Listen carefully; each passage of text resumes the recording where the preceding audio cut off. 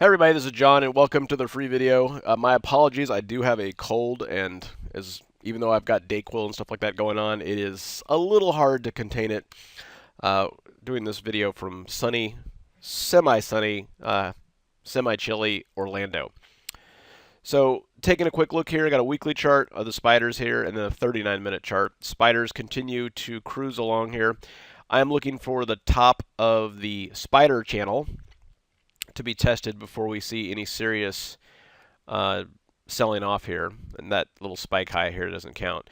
So we're getting close to that. So it's we're at 211 there, so 213, another 2 points up. So I'd look for that to get tested, and then look for a little bit of movement to the downside, but not much. Right now, there's money's coming out of bonds. It's got to go somewhere. It's going into stocks. Priceline. So this has been kind of my favorite trade of 2015. You wait for these earnings plays, and you find the ones that have a 2 standard deviation move to the upside. And because they're having such big moves, the option premium still stays pretty high. Even after the implied volatility is crush, you can sell puts on these all day long. So that one was pretty fun. And you can also even buy out of the money debit spreads. Let's take a look. All right, I'm doing this on my laptop, so things are kind of squished up here. But here's some screenshots. So Priceline, a couple different things here. This was an earnings trade, so sold the 1122 put at 2280, and then bought the 1090 put as for protection in case it nosedived. That was essentially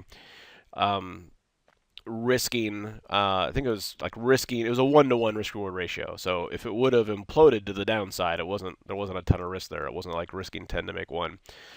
And then when it opened, so when Priceline opened after the day after earnings, we sold the 1200 1190 put spread right away for 310, and that expired worthless. So got to keep all that, and that was nice. That was an easy trade. And then a little bit more difficult trade was sold the 1220 1210 put spread when it hit 1220. And you can see here it's at 426, and here it's at $1.40, and then ended up buying this back at 75 cents. Now you might ask, well, why not let it expire worthless? Well, as I took the screenshot, you can see that it was starting to come back down to 1220 after trading as high as 1230. And on the day of expiration, you don't want to really screw around with that. And I think it ended up at 1216, so it still would have made money on it, but would have given up some profit. So, just remember, when you get to like 80% of your max profit, you don't want to get too greedy at that point. The 1200 1190 was fine to let expire worthless because it's dropping $20 in the last 30 minutes. It typically is not going to happen. If it starts to fall, you have plenty of time. And then for next week, I've got now you can see that this is a pretty wide put spread, the 12, 10, 11, 70, which I sold for 1240. That's why I only did 2 contracts, because it was so wide. And then I got the 1220, 1250 called debit spread, and looking for Priceline to potentially move higher next week. All right. And then another trade that I'm in here, and this is I really love these. So this is INSY. I like the stock.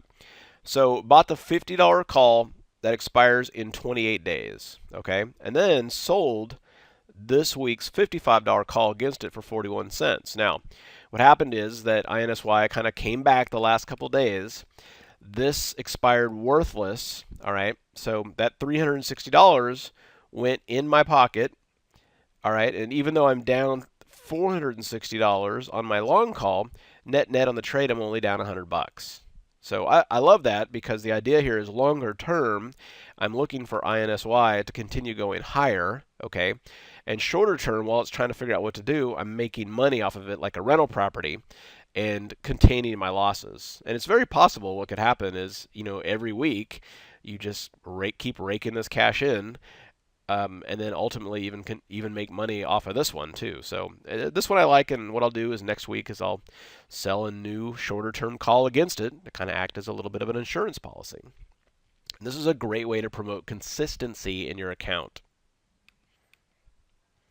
And then this is another one that I like is Yum. So on this one, it's a $77 stock. Bought the $70 call that expires in 28 days, and this one continues to move higher, so we're up good money on that.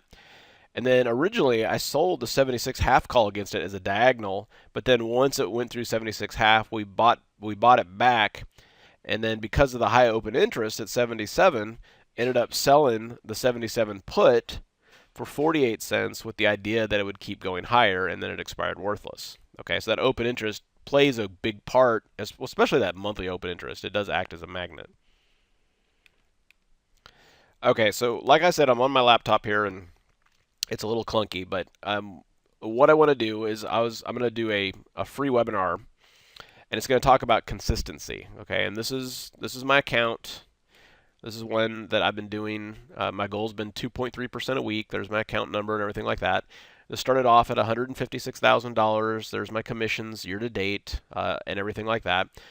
And if we, gosh, let me see what happens if I drag this over here. There we go. So, does that work? Yeah. So, year to date, so far up $50,573. So we started off with 156K, and now at 206K. And my math might be a little wrong on this, but it looks like as of February 21st, year to date, up 32%. And none of these, I've really had no like monster trades. It's just been very consistent. You know, make $1,000, make $1,000. Maybe sometimes 2 or 3,000. But the main thing is keeping losses under control, and how to get positioned in such a way so you don't have to wake up to any like nightmares, right? And you can do that, and that's so important if your goal is consistency. And these are the trades that I've been calling out and texting out in the gold plan in the trading room. So I'm going to hold so I'm getting a lot of questions on this in terms of the consistency and position sizing and stuff like that. So I'm going to do a free webinar on Tuesday, February 24th, 8 o'clock East Coast time, that's 7 o'clock Central, simpleroptions.com/trading results. Okay, and I'm going to talk about why trading options are perfect for newbies or retirees or part-time traders and, of course, full-time traders, why they're safer than trading stocks, futures, or Forex while holding on for bigger winners. One strategy that I like to use for consistent trading results that you can use the next trading day, and I like to call these the brain dead rules, because if you have a trading plan that requires too much thinking, it's not going to work. So the brain dead rules to follow so you can know exactly how to trade. This one set up for consistency. And then just kind of how traders get sucked into buying the wrong stocks at the wrong time, essentially literally getting suckered in by the market makers. Okay, so I'm going to talk all about this. Again, this is a free webinar. First name, email, hit register now, and then I will see you on Tuesday.